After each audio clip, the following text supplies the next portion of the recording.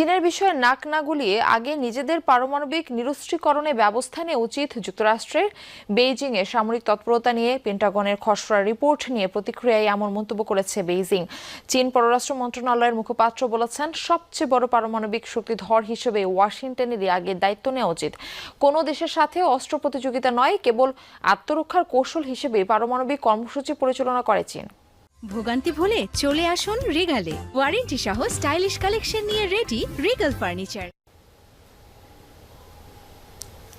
নৌবহরে নতুন 3টি রণতরী সংযোজনের ঘোষণা দিয়েছেন প্রেসিডেন্ট ডোনাল্ড ট্রাম্প, যা হবে আগেরগুলোর চেয়েও বিশাল।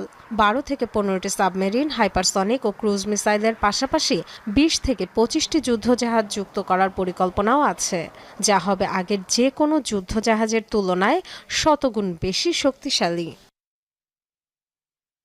নিজেদের সামরিক ভান্ডার সম্প্রসারণে যুক্তরাষ্ট্রের